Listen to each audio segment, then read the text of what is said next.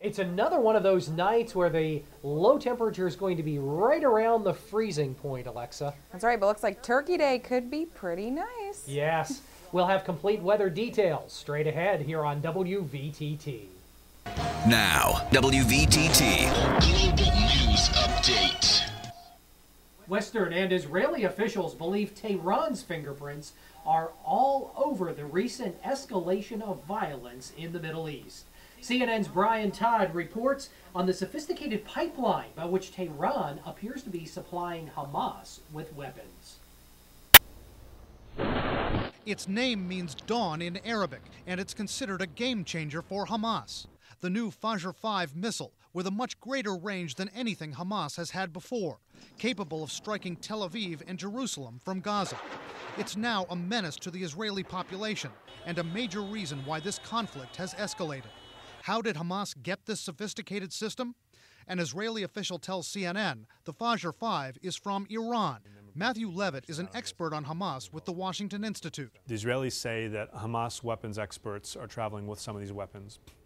That the weapons in some cases are delivered whole, but in more cases, especially for the larger ones, are delivered in parts. Officials and analysts say this is part of an extensive pipeline of support from Iran to Hamas that has only grown in recent years, part of Iran's shadow war against Israel, the U.S., and their allies.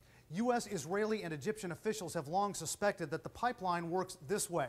Missiles and other weapons are flown from Iran into Sudan.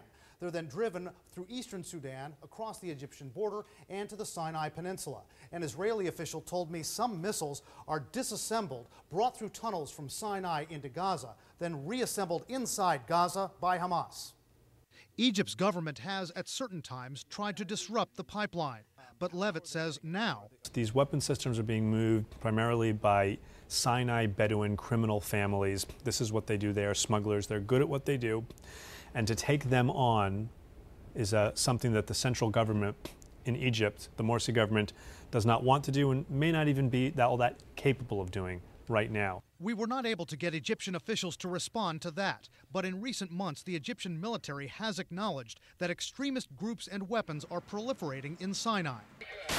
The Israeli official we spoke with says Hamas is also getting Grad missiles, other munitions from Iran, as well as communications, command and control systems.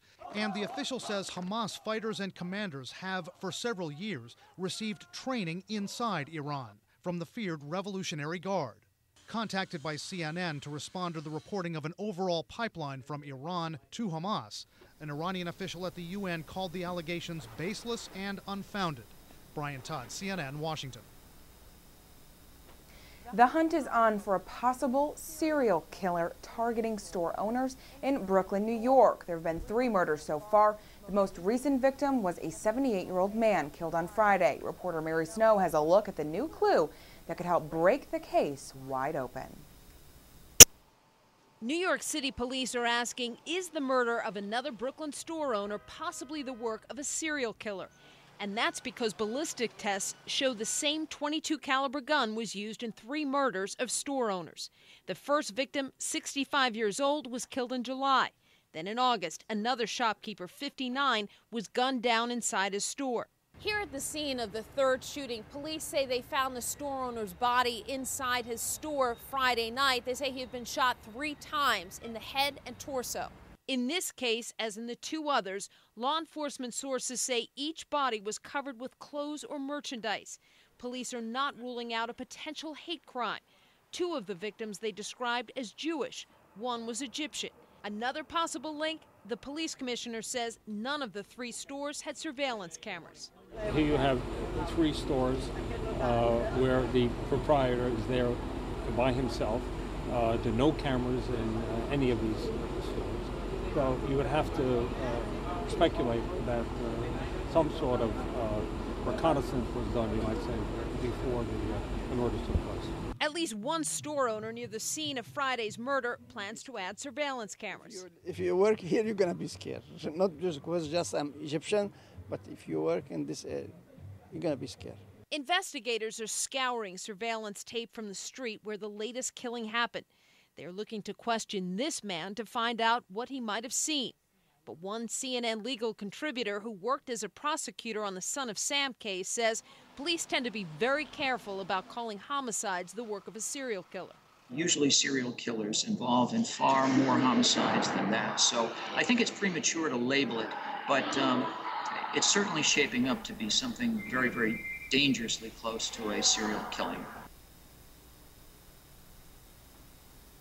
Meanwhile, there's a lot of buzz around Steven Spielberg's latest movie, Lincoln. I'm planning on watching it myself this weekend, but just how true to history is the film? Our Karen Witter takes a look. This fight is for the United States of America. Steven Spielberg's Lincoln offers a window back in time to the weeks preceding the end of the Civil War and passage of the 13th Amendment abolishing slavery. Congress must never declare equal those whom God created unequal. But for some critics, the movie's limited snapshot of Abraham Lincoln's presidency paints an incomplete picture of history. As cinema, it's very, very good. As history, I'm a historian. It leaves something to be desired. Eric Foner, whose book, The Fiery Trial, Abraham Lincoln and American Slavery won the Pulitzer Prize for History, says the film's narrow focus exaggerates the president's role in ending slavery. This settles the fate for all coming time. The emancipation of the slaves is a long, complicated historical process. It's not the work of one man, no matter how great he was. Blood's been spilled to afford us this moment. Now! It was not Lincoln who originated the 13th Amendment. It was the abolitionist movement. It's only in the middle of 1864 that Lincoln changes his mind and decides he's in favor of this amendment. Acclaimed screenwriter Tony Kushner based the movie's script in part on Doris Kearns Goodwin's best-selling book, Team of Rivals. We were enormously accurate. Stephen and I both cared a lot. We'd worked with Doris. We worked with a couple of other Lincoln historians. What we're describing absolutely happened. It's not a question of being wrong, it's just inadequate. It gives you the impression that the ratification of the 13th Amendment is the end of slavery. Slavery is already dying at that moment. In fact, he says if the 13th Amendment had not passed in January 1865, Lincoln had pledged to call Congress into special session in March. And there, the Republicans had a two-thirds majority and would ratify in a minute. It is not this giant crisis in the sense that the film is portraying it. Shall we stop this bleeding? And one aspect of the film that's not being questioned is Daniel Day-Lewis's masterful depiction of the 16th president. The most important thing was get Lincoln done right. Daniel Day-Lewis, I think, presents a very plausible Lincoln. I would recommend that people see it and then read a book about Lincoln. Because while it's based on real events, Lincoln the movie is not a documentary, and a full understanding of history doesn't happen in 2 hours and 29 minutes. Corrine Winter, CNN, Hollywood. A mixed bag on Wall Street earlier today. The three major indices were mixed. The Dow Jones Industrials closed down a little over 7 points to close at 12,788. NASDAQ was up less than 1 point, and the S&P also up less than 1 point.